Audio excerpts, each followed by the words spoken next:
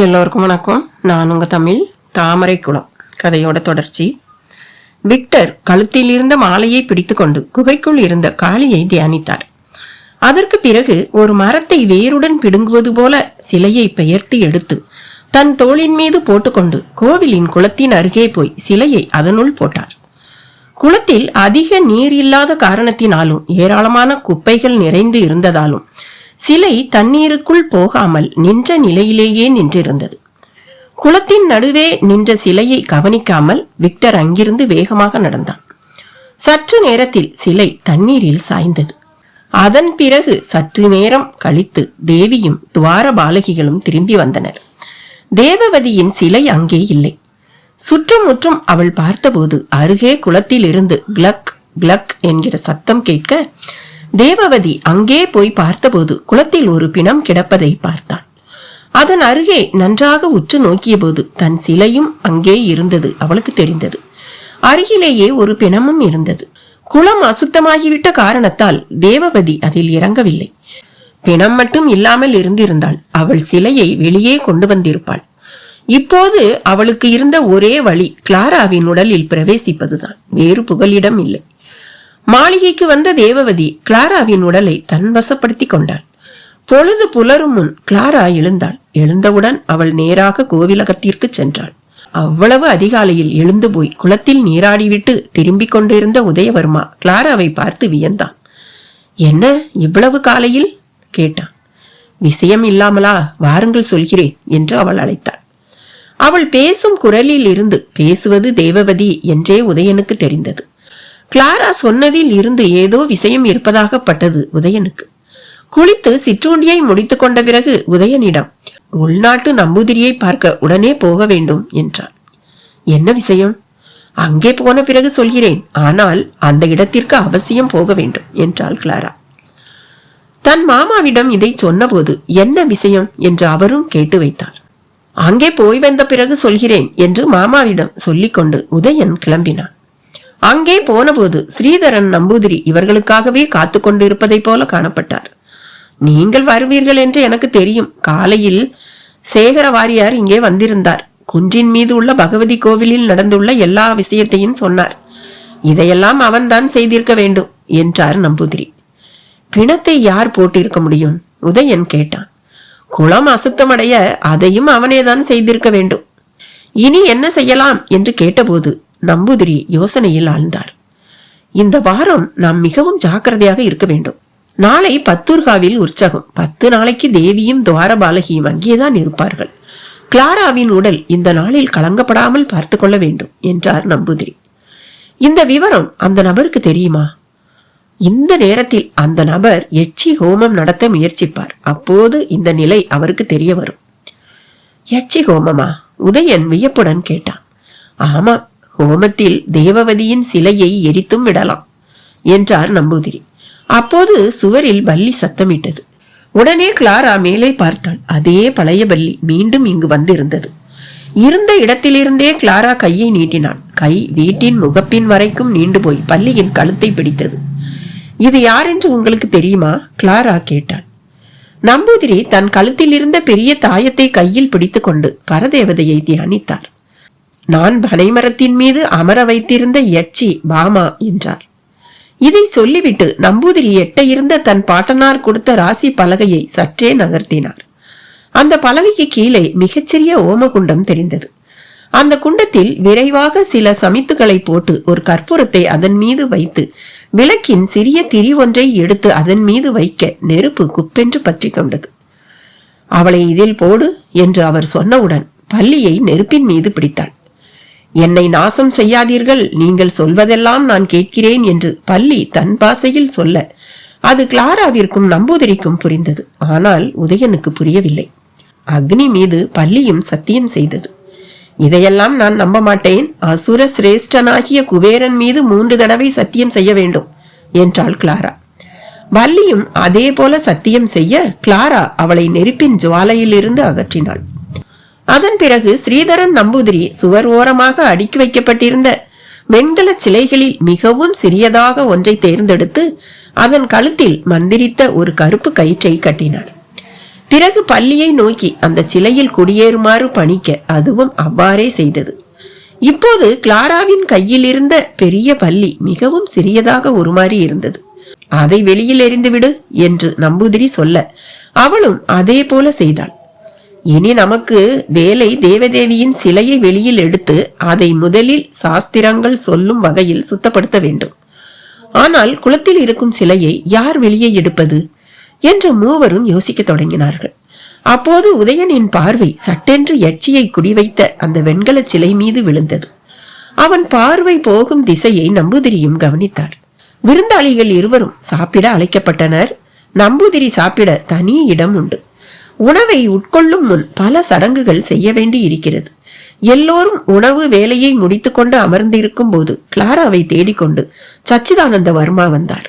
சைனி கிளாராவை தேடிக்கொண்டு கோவிலகத்துக்கு வந்திருக்கிறாள் என்றார் அவர். இதை கேட்ட கிளாரா உதயனின் முகத்தை பார்க்க, பரவாயில்லை, அவர்களுக்கு நான் சமாதானம் சொல்லிக் கொள்கிறேன் என்றான். இன்று இரவும் நீங்கள் இங்கே வரவேண்டி இருக்கும் என்று நம்பூதிரி அவர்கள் இருவரிடமும் சொல்ல அவர்களும் ஒப்புக்கொண்டனர். உதயனும் கிளாராவும் ஒன்றாக வருவதை பார்த்த சைனி அவர்களுக்குள் காதல் ஏற்பட்டு விட்டதாக நினைத்தாள். விக்டர் சித்தப்பா உன் மீது மிகவும் கோபமாக இருக்கிறார் என்றாள் சைனி. அவருக்கும் கிளாராவுக்கும் சம்பந்தமே இல்லையே, வீணாக ஏன் கோபிக்க வேண்டும் என்று உதயன் கேட்டான். அப்படி சொல்ல முடியுமா? இப்பொழுது எங்களது கார்டியன் அவர்தானே. சைனியும் கிளாராவும் மாளிகைக்கு சென்றனர். கேட்டை தாண்டும் போது கிளாரா மெதுவாக திரும்பி பார்க்க உதயன் அவளை நோக்கி புன்னகைத்தான். எல்லோரும் போன பிறகு தம்பிராட்டி உதயனின் அருகில் வந்து எனக்கு எல்லாம் தெரியும் என்றாள். என்ன தெரியும்? உதயன் சந்தேகத்தோடு கேட்டான். அந்த பெண் கோவிலகத்து பெண் அல்ல, தெரியும் அல்லவா? தாய் கேட்டாள். எனக்கு தெரியும் என்று சொன்னவாறே உதயன் தன் அறைக்கு வேகமாக திரும்பிவிட்டான். சைனியும் கிளாராவும் மாளிகைக்கு திரும்பினார்கள். நீ எங்கே போயிருந்தாய்? நிஜத்தை சொல் என்று கேட்டாள் சோபியா. கையில் ஒரு பிரம்பு இருந்தது. நான் கோவிலகத்தில் இருந்தேன். அங்கே ஏன் போனாய்? காரணத்தை சொல். சோபியாவின் கையில் இருந்த தடி ஓங்கப்பட்டது. எனக்கு தெரியாது. ஓ, உனக்கு தெரியாதா? நான் கேட்கிறேன் என்று சொன்னவாறே விக்டர் அங்கே வந்தான். நீங்கள் கேளுங்கள் என்றவாறு பிரம்பை அவர் கையில் கொடுத்தாள் சோபியா. பிரம்பை கையில் வாங்கிய விக்டர் தன் பலம் கொண்ட மட்டும் கிளாராவை அடித்தான். ஆனால் கிளாரா அசையாமல் நின்று கொண்டே இருந்தாள். அதை பார்த்த விக்டர் மீண்டும் பிரம்பை வேகமாக உபயோகப்படுத்த கிளாரா மெதுவாக தலை நிமிர்த்தி அவனை பார்த்து லேசாக சிரித்தாள். உன் ரகசியங்கள் எல்லாவற்றையும் நான் அறிவேன் என்று உணர்த்தியது அந்த சிரிப்பு. இன்னொரு சந்தேகமும் மனதில். தன் ரகசியங்கள் யாவையும் கிளாரா சைனியிடம் சொல்லி இருக்கலாம். ஆனால் சைனி அதை வெளியில் சொல்லலாம். அதற்கு பிறகு விக்டருக்கு அந்த வீட்டில் நிச்சயம் அடைக்கலம் இல்லை என்பதும் அவனுக்கு தெரியும். அடிப்பதை உடனே நிறுத்தினான். மெர்லினை பற்றி சோபியா விக்டரிடம் திடீரென்று கேட்டாள். ஞாயிற்றுக்கிழமை நாம் ஆலயத்துக்கு சென்றிருந்த போது அவளது மாமா அங்கே வந்து அவளை அழைத்து கொண்டு போய்விட்டார் என்றான் விக்டர். கிளாராவும் சைனியும் ஒரே அறையில் படுத்து தூங்க ஆரம்பித்தனர். அன்றும் அவள் அதே போல சைனியின் அறையில்தான் இருந்தாள். ஆனால் அன்று இரவு அவள் உள்நாட்டு மனைக்கு போயாக வேண்டும். அர்த்த ராத்திரியில் குளத்தில் இருந்து சிலையை வெளியே எடுக்க இவள்தான் உதவி செய்ய வேண்டும். குளத்தில் இருந்து பிணம் வெளியே வந்தால் குளத்தில் உள்ளேயே சிலையை சுத்தம் செய்து விடுவார் நம்பூதிரி. இரவு மணி 12. கிளாரா மெதுவாக கதவை திறந்து கொண்டு வெளியே வந்தாள். மாளிகையை விட்டு வெளியே வந்தவள் அதிவேகமாக ஓட ஆரம்பித்தாள். இதை கவனித்த விக்டர் அவள் பின்னால் போகாமல் கோரமாக சிரித்தான். இந்த சமயம் சைனி ஏதோ சத்தம் கேட்டு கண் விழிக்க கதவு தானாக மூடிக்கொள்வதுதான் அவளுக்கு தெரிந்தது. விளக்கின் வெளிச்சத்தில் பார்த்தபோது கிளாரா அங்கே இல்லை. அவள் உதயனை தேடி போயிருக்க வேண்டும் என்று சைனி நினைத்து கொண்டாள். இருந்தாலும் சைனி யாரையும் அழைக்கவில்லை. திரும்பி வரும்போது பேசிக்கொள்ளலாம் என்று நினைத்தவாறு எழுந்து கதவை தாளிட்டு விட்டு வந்து படுத்துக் கொண்டாள். அப்போது அவள் ஒரு காட்சியை பார்த்தாள். நம்ப முடியாததும் அதிசயமானதுமான ஒரு காட்சி அது. மூடி இருந்த கதவின் இடுக்கின் வழியாக ஏதோ புகை கொஞ்சம் கொஞ்சமாக உள்ளே வந்து மெதுவாக அது மனித ரூபமாக மாறியது. வியப்போடு சைனி அதை பார்த்தாள். அங்கே விக்டர். சைனிக்கு வியர்த்து கொட்டியது. அருகில் வந்த அவர் கொஞ்சம் கூட தயவு தாட்சண்யம் இல்லாமல் அவளது மேலங்கியை பிடித்து கிழித்து எறிந்தார். எழுந்த அவளை கட்டிலின் மீது தள்ளினார். சைனி கோரமான ஒரு உருவத்தை தன் முன்னே பார்த்தாள். அதே உருவம் அவள் மீது படர்ந்த போது அவளது நாசியில் இரத்த வாடை அடித்தது. எங்கே இருந்து வந்தது ரத்தம்? அப்பொழுது கடிகாரத்தில் மணி 1 அடித்தது. கோவில் மணி அடித்தார் போல பலமாக கேட்டது அவளது காதுகளுக்கு. விக்டர் வந்ததை போலவே திரும்பி போனான். கிளாரா உள்நாட்டில் மனைக்கு வந்து சேரும்போது அங்கே உதயனும் நம்பூதிரியும் காத்து கொண்டிருந்தார்கள். அவர்கள் மூவரும் குன்றின் மீது உள்ள பகவதி சேத்திரத்திற்கு வந்து சேர்ந்தபோது நடு ஜாமமாகிவிட்டது. அங்கே இருந்த ஒரு ஆலமரத்தின் கீழ் அமர்ந்து ஸ்ரீதரன் நம்பூதிரி ஹோமகுண்டம் தயார் செய்து மந்திரம் ஜெபிக்க தொடங்கினார். பிரம்ம ராட்சசியை தருவிப்பதே அவருடைய லட்சியம். அக்னி குண்டத்தில் சமைத்துகளை எரிந்து கொண்டே உக்கிர மந்திரங்களை விரைவாக சொல்ல தொடங்கியிருந்த இந்த சமயம் சைனியின் அறையில் இருந்து கொண்டு எதை பற்றியும் நினைக்காமல் இருந்தான் விக்டர். மந்திர உச்சாடனம் அதிகமாக ஆலமரத்து இலைகளும் நடுங்கின. சற்று நேரத்தில் கருத்த ஆனால் மிகவும் அவலட்சணமான ஒரு உருவம் ஹோமகுண்டத்தில் இருந்து எழுந்தது. பயங்கரமான அந்த உருவத்திற்கு நம்பூதிரி உத்தரவிட்டார். பகவதி தேவியின் இந்த குலத்தின் பவித்திரத்தை கெடுக்க யாரோ இதில் பிணத்தை போட்டிருக்கிறார்கள். மோகினிகளிடம் சொல்லி முதலில் பிணத்தை அப்புறப்படுத்தி குலத்தை பழையபடி சுத்தமாக்க வேண்டும். இதை கேட்ட அந்த உருவம் மேலும் சில அடிகள் வளர்ந்து குளத்தின் அருகே சென்றது. சிறிது நேரத்தில் குளத்தின் தண்ணீர் சலசலக்கும் சத்தம் கேட்டது. உதயன் பார்த்தபோது குளத்தில் இருந்த பிணம் தானாக மேலே எழுந்து வடக்கே இருந்த சுடுகாட்டின் பக்கம் போனது. சற்று நேரத்தில் பிணம் போன திசையில் நெருப்பு கொழுந்துவிட்டு எரிவதை பார்த்தான். நம்பூதிரி கோயிலுக்குள் சென்று தேவியின் கழுத்தில் இருந்த மாலையில் இருந்து ஒரே ஒரு பூவை மட்டும் கையில் எடுத்து வைத்துக் கொண்டு தேவியை நோக்கி பிரார்த்தனை செய்தார். தேவி, என் கையில் உள்ள இந்த பூவினால் உலகத்தில் உள்ள சகல அசுத்தங்களும் மாறி சுத்தமாக வேண்டும். அதே போல இந்த குளமும் சுத்தமாக வேண்டும். இப்படி சொல்லிக்கொண்டே அவர் பூவை குளத்தில் எறிந்தார். அந்த பூ ஒரு அம்பை போல குளத்தின் தண்ணீரை கிழித்து கொண்டு உள்ளே போனது. சற்று நேரத்தில் குளத்தில் இருந்து நெருப்பும் புகையும் தோன்றியது. தண்ணீர் குமிழியிட்டு கொப்பளித்தது. யாரோ கலக்கிவிட்டது போல சத்தம். அவர்கள் இதை பார்த்து கொண்டு இருக்கும்போது எல்லாமே சாந்தமாகி குளம் அமைதியானது. உதயன், குளத்திற்கு அடியில் போய் நீ தேவவதியின் சிலையை மேலே கொண்டு வர வேண்டும். உனக்கு மட்டும்தான் அந்த சக்தியும் உரிமையும் இருக்கிறது. வேறு யாரும் அதை தொடக்கூடாது. இதை கேட்ட உதயன் கிளாராவின் முகத்தை பார்த்தான். அவளுக்கு திடீரென்று வெட்கம் வந்துவிடவே தலையை குனிந்து கொண்டாள். படிகள் வழியாக குளத்தின் உள்ளே உதயன் இறங்கினான். குளத்தில் இருந்த சேரும் சகதியும் அவனது இடுப்பு வரை வந்தது. இருந்தாலும் தனது கால்களை மிகவும் பத்திரமாக எடுத்து வைத்து உதயன் நடு குளத்திற்கு வந்தபோது சிலை தென்பட்டது. மெதுவாக அதை தூக்கவே அந்த சிலை இவன் மீது சாய்ந்தது. அதன் பாரம் அதிகமாக இருக்கவே அவனால் அடியெடுத்து வைக்க முடியவில்லை. மெதுவாக வந்தான். இதை கவனித்த நம்பூதிரி கிளாராவை பார்த்தாள். அவள் வேகமாக குளத்தின் அருகே சென்று உதயனிடமிருந்த சிலையை ஒரு பக்கமாக பிடித்தாள். இதனால் சிலையின் பாரம் குறைந்தது. இருவரும் சிலையை பழைய இடத்தில் ஸ்தாபிதம் செய்தவுடன் தேவவதி கிளாராவின் உடலில் இருந்து சிலைக்குள் புகுந்தாள். கிளாரா திடீரென்று அழ ஆரம்பித்தாள். பயப்படாதே கிளாரா, நாங்கள் இங்கே இருக்கிறோம் என்றான் உதயன். ஆனால் தேவவதியை அறிந்த அளவுக்கு கிளாரா நம்பூதிரியை அறிய மாட்டாளே. நான் எப்படி இங்கே வந்தேன்? வியப்போடு அவள் கேட்டாள். அதையெல்லாம் பிறகு சொல்கிறேன் என்ற உதயன் அவளை சமாதானப்படுத்தினான். ஸ்ரீதரன் நம்பூதிரி தேவவதியை நோக்கி பிரார்த்தனை செய்தார். திரும்பவும் கிளாராவின் உடலுக்குள் நீ வர வேண்டும். அவரது வேண்டுகோளுக்கு தேவவதி உடனே சம்மதித்தாள். மீண்டும் அவள் கிளாராவின் உடலில் பிரவேசிக்க எல்லாமே சகஜ நிலைக்கு வந்தது. மூவரும் இல்லத்திற்கு திரும்பினார்கள். எல்லாமே நல்லபடியாக முடிந்த திருப்தி அவர்களுக்கு. கிளாரா அங்கிருந்து உடனே மாளிகையை நோக்கி புறப்பட்டாள். அவள் படுத்திருந்த அறை கதவு அருகே சென்றபோது அது உள்ளே தாளிடப்பட்டு இருந்தது தெரிந்தது. கதவை பலமாக அழுத்தி திறக்க முயற்சி செய்த போது அது திறந்து கொண்டது. தாழ்பாலும் உடைந்து போயிற்று. மெதுவாக அவள் படுக்கை அருகே வந்து சைனியை எழுப்பாமல் படுத்தாள். கிளாரா காலையில் எழுந்து விட்டபின் சைனியை அழைத்தாள். அவள் எழவில்லை. போர்வையை நன்றாக போர்த்தியபடி அவள் மல்லாந்து படுத்திருந்தாள். கண்கள் விழித்தபடியே இருந்தாலும் அதில் அசைவே இல்லை. போர்வையை கிளாரா அகற்றிய போது சைனி நிர்வாணமாக கிடந்தாள், பிணமாக. கிளாரா உடனே அங்கிருந்து ஓடிப்போய் சோபியாவிடம் விவரத்தை சொன்னாள். அலறியபடியே ஓடி வந்த சோபியா சைனியின் பிணத்தை கண்டு கதறி அழ ஆரம்பித்தாள். அவளது மற்ற பெண்களும் அழ ஆரம்பித்தனர். அந்த நேரத்தில் விக்டர் அங்கே வந்தான். ஒன்றுமே தெரியாத முகபாவம். என்ன என்ன நடந்தது இங்கே? அவனது கேள்விக்கு சோபியாவினால் பதில் சொல்ல முடியவில்லை. அழுகை அதிகமாயிற்று. போர்வையை அவர் அகற்ற முயற்சித்த போது சோபியா அதை தடுத்தாள். யாரோ அவளை கெடுத்து பின் கொலை செய்து இருக்கிறார்கள் என்றாள். அவள் அழுது கொண்டே, இதுவும் அவனாகத்தான் இருக்கும். இதை யாரிடமும் சொல்லாமல் இருப்பதுதான் நல்லது. ஏனென்றால் அது மற்ற சகோதரிகளையும் பாதிக்கும் என்றான் விக்டர். சோபியா விக்டர் சொன்னதை அப்படியே ஏற்றுக்கொண்டாள். மறு கேள்வி கேட்கவில்லை.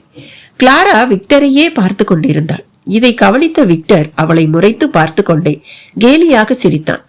ஷைனியின் மரணமும் மிகவும் சாதாரணமான சாவாகவே கருதப்பட்டது.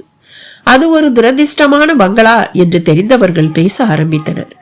முன்பே இங்கு ஒரு பிசாசுதானே குடியிருந்தது, அதனால்தான் இந்த தொடர் மரணங்கள் என்று பலரும் விதவிதமாக பேசிக்கொண்டனர். சைனியின் சவப்பெட்டி ஆலயத்திற்கு கொண்டு போகப்பட்டது. அங்கே நிறைய மக்கள் கூடியிருந்தனர். அங்கே இன்னொரு பெண் இருந்தாளே என்று மெர்லினை பற்றி யாரோ கேட்டார்கள். அவளை ஒரு நாள் காணவில்லை. அந்த பங்களாவில் என்னென்னவெல்லாமோ ரகசியம் இருக்கிறது என்று அதற்கு ஒரு பதில் யாரோ சொன்னார்கள். ஆலமரத்து நிழலில் இன்னொரு நபருடன் விக்டர் பேசிக் கொண்டிருந்ததை ஃபாதர் காப்ரியேல் கவனித்தார். சகல சடங்குகளும் முடிந்து சவத்தை அடக்கம் செய்த பின் விக்டரும் அங்கிருந்து போனான். ஆனால் உதயன் பாதிரியாருக்காகவே காத்திருந்தான். இந்த சாவுக்கும் அவன்தான் காரணம் என்றார் பாதிரியார். எனது எண்ணமும் அதுதான் ஃபாதர் என்றான் உதயன். இந்த விஷயத்தில் சட்டப்படி நடவடிக்கை எடுக்க நம்மால் முடியாது. ஏனென்றால் நடவடிக்கை எடுக்க சொல்லி யாரும் அந்த மாளிகையில் கேட்கக்கூடியவர்கள் இல்லை.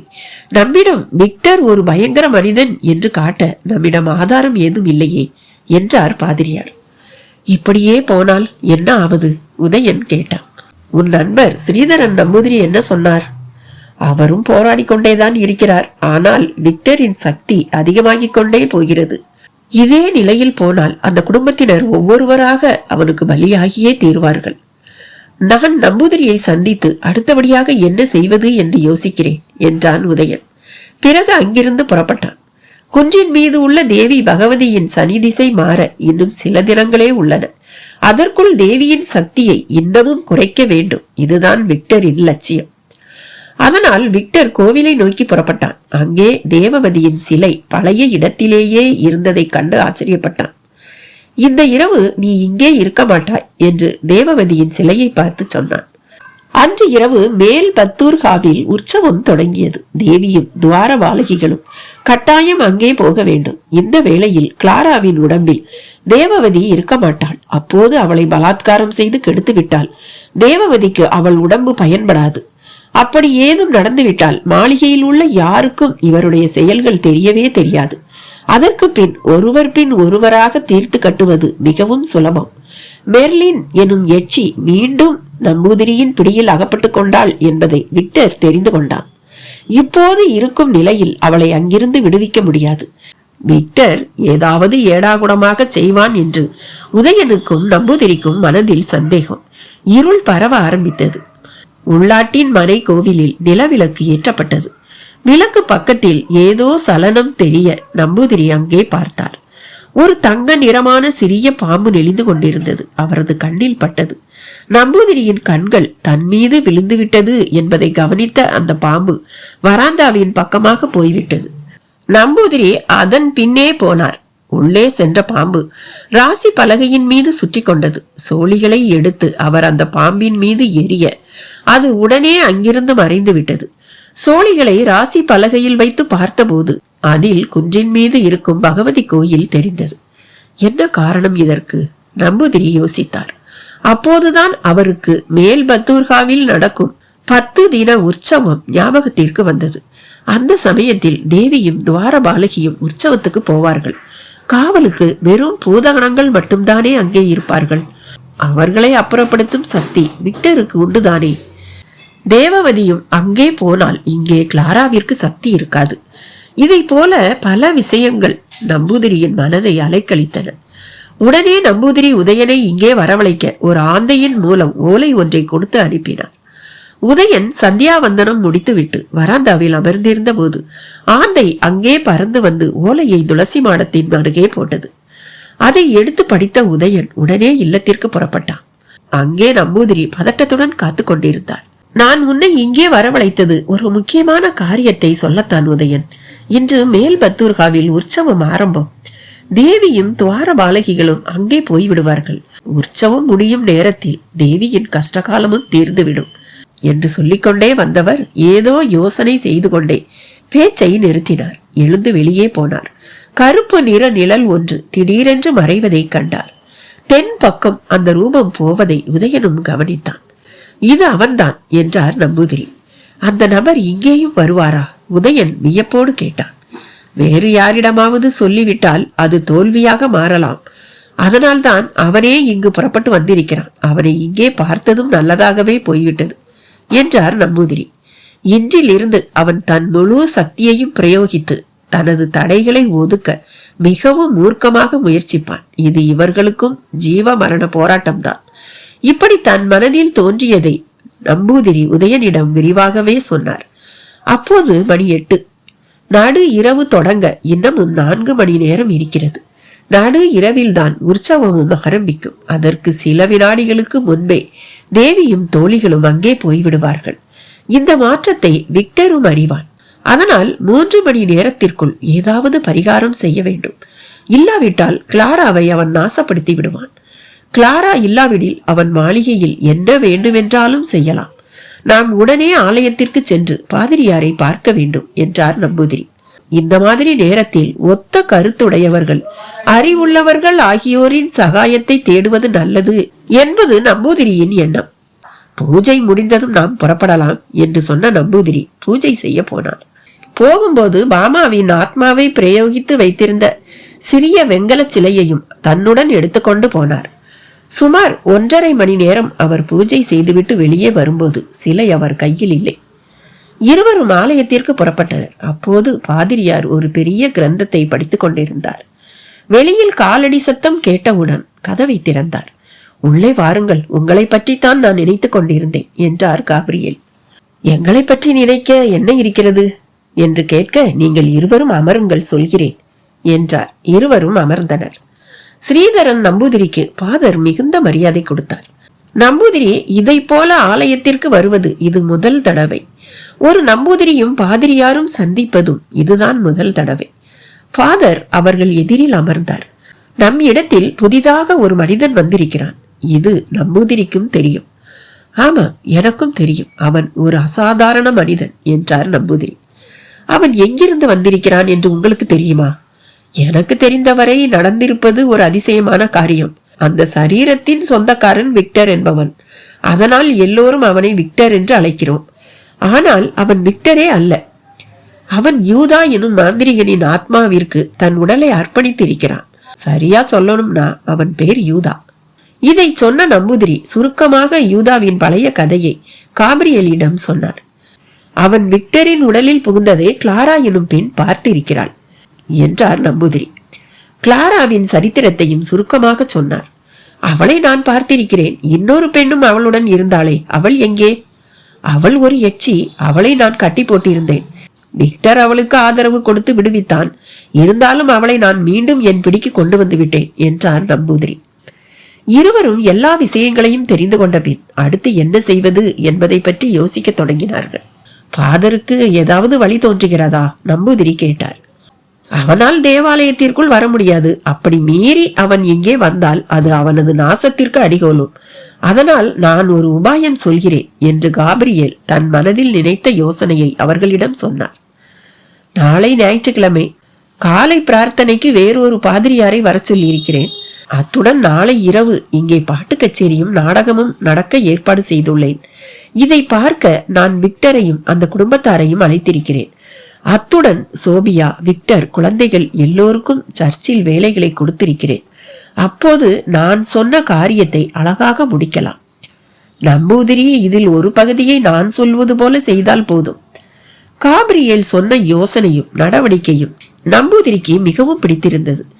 எல்லா மாந்திரீக தந்திரங்களையும் நன்றாக கரைத்து குடித்தவன் தான் யூதா என்பதை நம்பூதிரியும் அறிவார். அதனால் அவரும் ஃபாதரும் ஒரே வழியில் வேலை செய்தால் அவனை நாசம் செய்ய முடியும் என்பதை நம்பூதிரி தெரிந்து கொண்டார். அதே சமயம் விக்டர் மணியை பார்த்து கொண்டே படுத்திருந்தான். மணி 12 அடித்தது. மேலும் 15 நிமிடங்கள் கழிந்த பின் அவன் எழுந்தான். கிளாரா படுத்திருந்த அறைதான் அவனது லட்சியம். யூதா கதவை திறக்காமலேயே உள்ளே நுழைந்தான். கிளாரா கட்டிலில் படுத்திருந்தாள். விக்டரின் போர்வையில் இருந்த யூதா அருகில் போய் அவள் போர்த்தி இருந்த போர்வையை அகற்றிவிட்டு அவள் அணிந்திருந்த மெல்லிய நைட்டியை கிழித்து எறிந்தான். அவள் பயந்து விட்டதை போல படுத்திருந்தாள். யூதா அவளை எட்டி பிடித்தான். அவனது முகம் அவலட்சணமாகியது. அதை பார்த்து அவள் பலமாக கூச்சலிட்டாள். யூதா அவளது வாயை பொத்தினான். இந்த சமயம் அவனது கழுத்தில் கிடந்த மாலை கலன்று அவள் மீது விழுந்தது. கிளாராவின் மீது விழுந்த அந்த அற்புதமான மாலை அவளது உடலுக்குள் போய்விட்டது. அப்பொழுது அந்த மாலை சிவந்த நிறத்துடன் இருந்தது.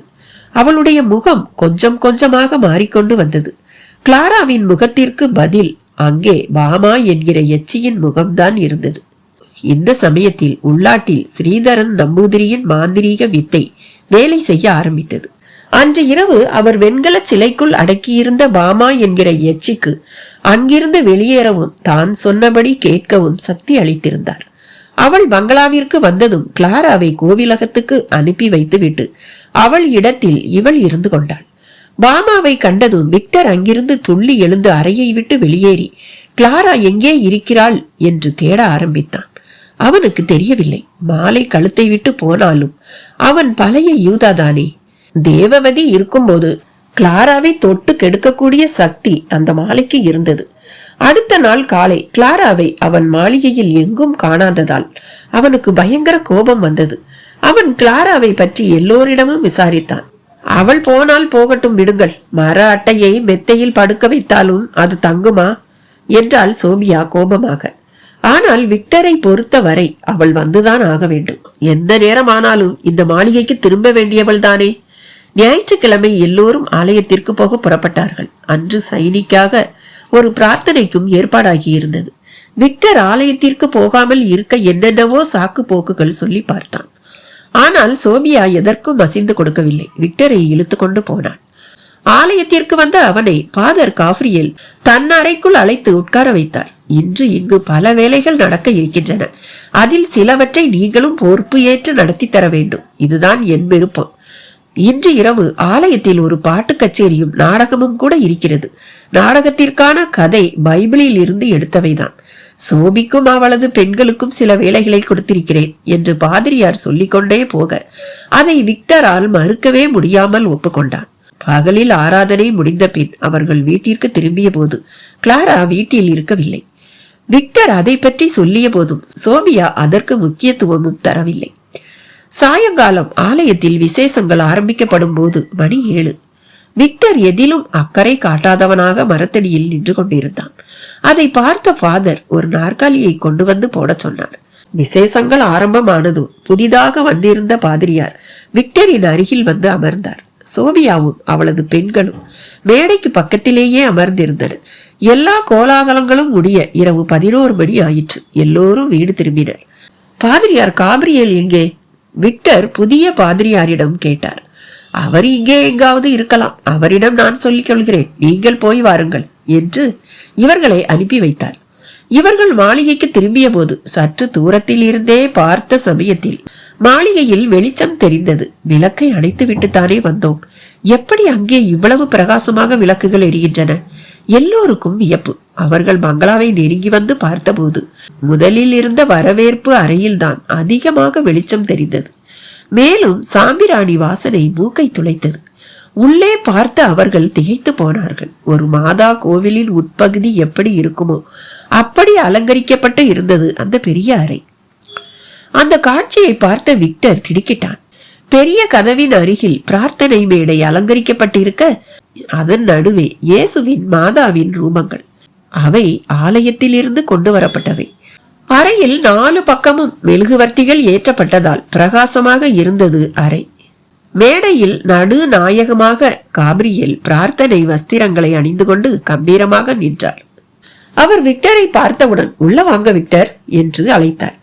விக்டர் இதை கேட்டவுடன் முகம் வெளிரி நடுங்கி போனான். இது ஆலயம்தான். நான் இந்த இடத்தை பரிசுத்தப்படுத்தி இருக்கிறேன். திருக்கோவிலில் இருந்து திருவாபரணங்களையும் இங்கே கொண்டு வந்து இருக்கிறேன். அங்கே ஆலயத்துக்குள் வர உங்களுக்கு கூச்சம். அதனால் இங்கே புதிய ஆலயத்தையே உங்களுக்காக உருவாக்கி இருக்கிறேன் என்றார் அவர். சோபியாவுக்கும் அவளது பெண்களுக்கும் எதுவும் புரியவில்லை. பாதர் சொன்னதை கேட்டு விக்டர் அசையாமல் நிற்க பாதருக்கு கோபம் வந்தது. டேய் யூதா, படியேறி உள்ளே வா என்று அவர் கத்தினார். என்ன இது? சோபியா புரியாமல் கேட்டாள். அவனுக்கு தைரியம் இருந்தால் இந்த தேவாலயத்துக்குள் வர முடியுமா என்று கேள். சோபியாவுக்கு பதில் சொன்னார் பாதிரியார். விக்டர் பக்கம் திரும்பினாள் சோபியா. விக்டர், என்ன இது? பாதர் சொல்வது உன் காதில் விழலையா? நீ உள்ளே போ என்றாள். விக்டரின் முகம் கோபத்தினால் பயங்கரமாக சிவந்தது. கையை முன்னே நீட்டினான். அவை நெருப்பாக ஜொலித்தன. உள்ளே போக தனது வலது காலை எடுத்து வைக்க உடல் வியர்த்தது. உள்ளே வா, கையை நீட்டினார் பாதிரியார். வலது காலை படியில் வைத்தவுடன் இடது காலையும் மெதுவாக எடுத்து படியில் வைத்தான். அந்த சமயத்தில் அவன் உடல் நடுங்கியது. உள்ளே வா, பாதர் நிர்பந்தம் செய்தார். வலது கால் உள்ளே எடுத்து வைக்க முயன்ற போது உடம்பின் மீது நெருப்பை அள்ளி கொட்டியது போல துடித்தான் அவன். பின்னால் தானாகவே நகர்ந்தது அவனது உடல். கால்கள் நடுங்குகின்றன. உடலில் ஏதோ மாறுதல். ஃபாதர், இங்கே வந்து என் கையை பிடித்து அழைத்து போக முடியுமா? விக்டர் கேட்டான். அவனது எண்ணம் என்ன என்பதை அவனது கண்களை பார்த்தபோதே பாதிரியார் அறிந்து கொண்டார். தேவாலயம் போல உள்ள இந்த அறையிலிருந்து வெளியே வந்தால் அவன் தன் பலத்தினால் பாதிரியாரையும் மற்றவர்களையும் கொன்று விடுவான். விக்டரின் ரகசியம் யாருக்கும் தெரியாது. ஃபாதர் ஒரு படி இறங்கியவர். இதனால் மனதை மாற்றிக்கொண்டு புனித ரொட்டி துண்டு ஒன்றை வாயில் போட்டுக்கொண்டு பழையபடி பிரார்த்தனை மேடைக்கே வந்து நின்றார். பிறகு மெதுவாக இறங்கி கதவருகே வந்து நின்றார். என் கையை பற்றிக்கொள் என்று தன் கையை வெளியே நீட்டினார். விக்டர் கையை பிடித்தான். ஃபாதரின் கை கதவுக்கு வெளியே வந்திருந்தது. அதனால் விக்டர் ஒரு அடி முன்னால் வைத்து ஃபாதரின் கையை பற்றி அவரை வெளியே இழுத்துவிட வேண்டும் என்ற எண்ணத்தோடு விக்டர் ஃபாதர் காபிரியேலின் கையை பிடித்து இழுக்க முயற்சித்த போது அடுத்த நிமிடம் விக்டர் வேகமாக உள்ளே போய் குப்புற விழுந்தான். அவனுக்கு பின்னால் இருந்து உள்ளாட்டின் ஸ்ரீதரன் நம்பூதிரி அவனை தள்ளிவிட்டார். அவரது கையில் தேவி சேத்திரத்தில் இருந்து கொண்டு வந்த பூஜிக்கப்பட்ட வாள் இருந்தது. விக்டர் விழுந்தவுடன் தான் காபிரியேல் நம்பூதிரி வெளியே நிற்பதை கண்டார். உடனே அவர் விக்டர் மீது பரிசுத்த ஜலத்தை தெளித்து ஒரு சிலுவையை வரைந்தார். கையில் இருந்த வாளை விக்டரின் முதுகில் வைத்தார். விக்டர் அதிபயங்கரமான ஒரு சப்தத்துடன் அலறினான். இந்த சமயத்தில் உதயன், கிளாரா உட்பட நிறைய மக்கள் கூடியிருந்தனர். தன் கையில் இருந்த வாளால் விக்டரின் உடலை திருப்பி போட்டார். அவனது முகம் மாறி இருக்க சதை பகுதிகள் காணாமல் போயின. இதுவரையிலும் யாரும் பார்க்காத யூதாவின் முகம் அங்கே தெரிந்தது. உடல் எலும்பு கூடானது. உடலில் இருந்து புகை வெளியே வர யூதாவின் ஆத்மா குடியேறியிருந்த விக்டரின் உடல் சிறிது நேரத்தில் சாம்பலானது. அங்கே வேகாமல் இருந்தது அவன் அணிந்திருந்த ஆடைகளில் சில பகுதிகள் மட்டுமே. கிளாரா சோபியாவிடமும் மற்றவர்களிடமும் எல்லா பழைய கதைகளையும் சொன்னாள். தேவியின் சக்தி திரும்ப வந்ததால் தான் இவ்வளவும் நடந்தது என்றாள். கோவிலகத்து உதயனும் கிளாராவும் மணந்து கொண்டனர். கோவிலகத்தை நாசம் செய்ய வந்த யூதாவை அழித்ததில் பெரும் பங்கு கிளாராவிற்கு உண்டு. சோபியாவும் பெண்களும் அந்த பங்களாவில் குடியிருக்கவில்லை. அதை இடித்து புதிய வீடு கட்டிய பிறகே அவர்கள் குடியேறினர். அத்துடன் அந்த பயங்கர சம்பவத்திற்கு ஒரு முற்றுப்புள்ளியும் வைக்கப்பட்டது. இதோட இந்த கதை முடிஞ்சது. இன்னொரு கதையில உங்க எல்லாரையும் சந்திக்கிறேன். பாய்.